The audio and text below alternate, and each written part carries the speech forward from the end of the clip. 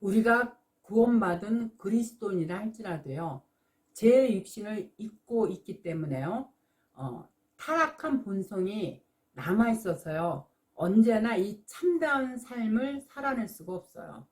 우리는 그렇게 목숨을 바쳐 하나님을 사랑할 것처럼 고백을 하지만요, 말처럼요, 하나님을 온전히 사랑하고 섬길 수가 없어요. 그러나 그런 마음이 바로 우리를 하나님의 은혜의 장으로 이끌어가고 있기 때문에요, 우리를 위로해 주고 있어요. 그렇게 신앙생활을 실패할 때마다 우리의 힘으로 성령의 역사가 이루어지지 않는다는 것을 깨닫고요, 하나님의 도우심을 구해야 돼요. 그러다 보면요, 점차 작은 하늘나라로 만들어 갈 수가 있어요.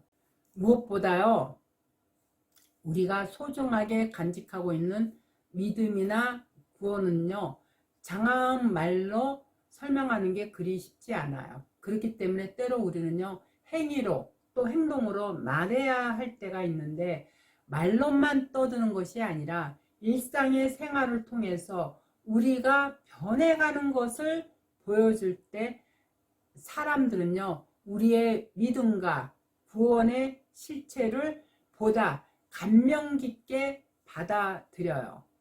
그러면서 그 마음을 통해서 저절로 믿음의 실체를 확인하고 싶게 만들어요. 우리는 이 세상 것에 창념하느라요, 하나님보다 나를 더 사랑하며 살게 되어 있어요. 우상을 섬긴다는 것은요, 나의 필요를 얻기 위해서 나보다 강한 대상에게 대가를 주고 부탁하는 것이에요.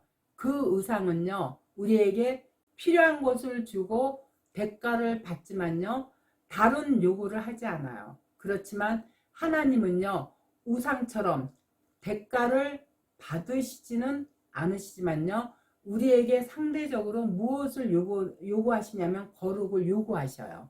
또한 우상을 섬기는 자들은요, 우상에게 자기들이 뭔가를 요구하지만요, 하나님을 섬기는 자들은요, 하나님이 그 백성들에게 뭔가를 요구하셔요. 그런데 인간은요, 하나님의 뜻에 자발적으로 순종하지 못하는 것이 바로 문제예요. 그래서 하나님은요, 당신의 백성들을 순종하는 자로 만드시기 위해서 자꾸 시험을 하셔요. 성경은요, 창세기부터 계시록까지 예수 그리스도와 십자가, 그리고 그로 말미암는 구원, 그리고 그러한 구원이 왜 필요하게 되었는가에 관해서만 기록하고 있어요. 성도들은 그 구원의 이야기를 통해서요, 포장되고 유장되어 있는 자신의 실체를 알게 되고요, 또 하나님의 크심을 알게 돼요. 그러면서 그 하나님으로부터 부어진 감당할 수 없는 사랑과 은혜를 깨닫게 되어서요, 하나님께 항복하고 순종하며 사는 거예요. 하나님의 사랑하는 자로 지어져 가는 것이요, 바로 성경이 우리에게 주어진 목적이에요. 우리는 늘 하나님의 요구와 계획, 그리고 우리의 욕심과 계획 사이에서요, 싸우게 되어 있어요. 하나님의 요구와 계획을 무시하고 우리의 욕심을 따라 행동할 때 우리는 우상을 섬기는 자가 되어, 우상에 관련된 경계는요, 출애굽기 20장에 잘 나타내 주고 있어요. 너를 위하여 새긴 우상을 만들지 말고, 또 위로 하늘에 있는 것이나 아래로 땅에 있는 것이나 땅 아래 물속에 있는 것, 아무 형상이든지 만들지 말며 그것들에게 절하지 말며 그것들을 섬기지 말라. 이는 제2계명을 범한 자의 최후를 보여주는 대표적인 인물이 누구냐면 바로 느부갓네살 왕이에요.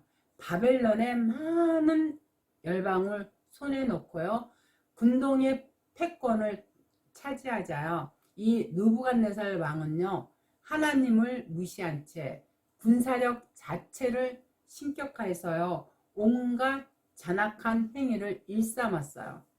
그들은 그 힘으로 자기 신을 삼는 자기 때문에요.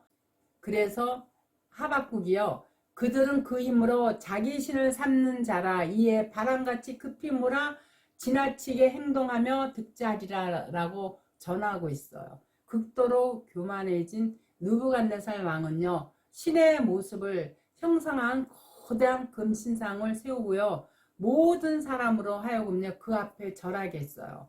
각 나라에서 쓰는 모든 악기를 동원해서 두라평지에요, 그 엄청난 소리가 울려 퍼지면요, 그 유세에 눌려서 금신상의 경배를 거부할 자가 없게 되었어요. 그러나 다니엘의 세 친구는요, 느부갓네살이 만든 금신상 앞에 절하지 않은 죄로요, 왕 앞에 끌려갔어요.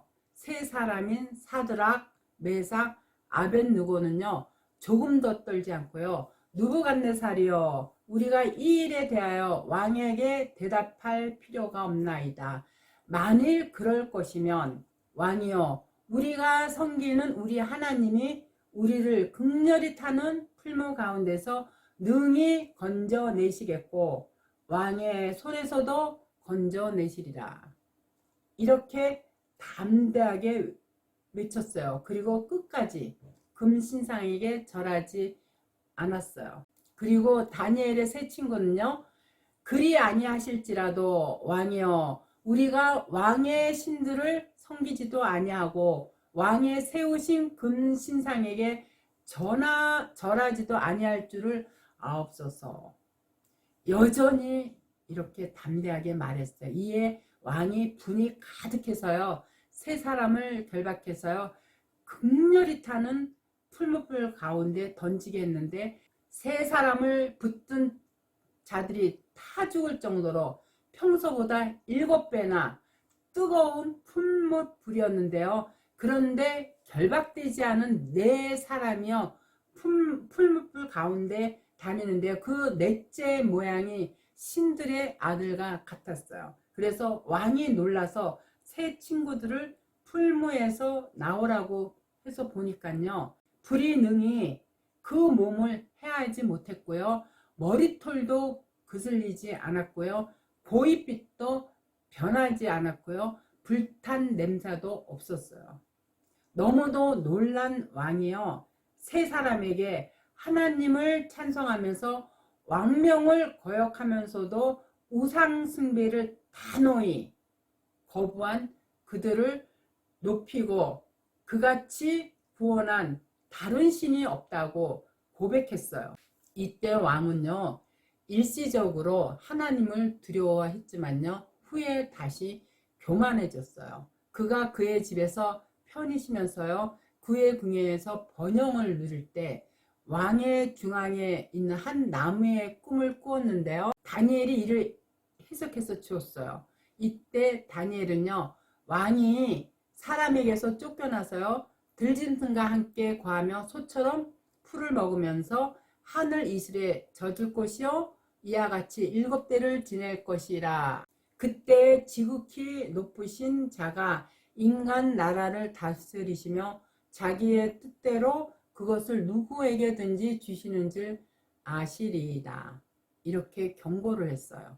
그러나 왕은요, 교만해서 다니엘의 경고를 무시했어요. 그리고 12달 후에 느부갓네살 왕이요, 바벨론 궁 지붕을 거닐면서요, 이 큰 바벨론을 내가 능력과 건세로 건설해서 나의 도성을 삼고 이것으로 내 위엄의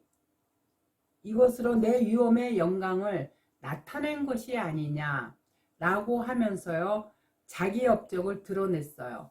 이 말이 아직 왕의 입에 있을 때 느부갓네살 왕은요, 왕위에서 쫓겨나서요, 7년간 강인이 되어서요, 짐승과 같이 사는 저주를 받았어요. 결국 그가 세운 이 바벨론은요, 메디오 다리오 왕과 바사의 고레스 2세 연합작전에 의해서 패망하고 말았는데요, 실로 우상을 만들어 절하고 섬기는 자의 최후가 얼마나 비참한지를 단적으로 보여주고 있는 거예요. 이와 같이 하나님은요, 이 세상 것을 하나님보다 더 사랑하는 것을요, 우상이라고 여겼어요. 그리고 그런 자들을요, 느부갓네살 왕처럼요, 가차없이 죽여버리셨어요. 그러나 우리는요, 하나님보다 우리를 더 사랑하며 살 수밖에 없는 존재들이에요.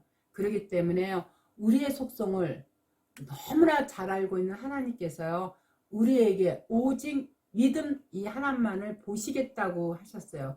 그 덕에요, 우리가 하나님을 만날 수 있게 된 것이에요. 그렇지 않으면요, 우리는요, 절대 구원을 받을 수가 없어요. 우리가 그 십자가에서 그 하나님의 사랑을 손수 보여주신 그분의 사랑을 깨닫지 못하면요, 우리는 날마다 거짓 목사들한테 속았어요. 내 영이 그야말로 지옥으로 떨어지게 된다는 사실을 깨닫고요. 말씀 안에서 항상 하나님과 동행하는 우리가 되어야 천국 열쇠가 우리 손에 쥐어질 수가 있는 거예요. 아시겠죠?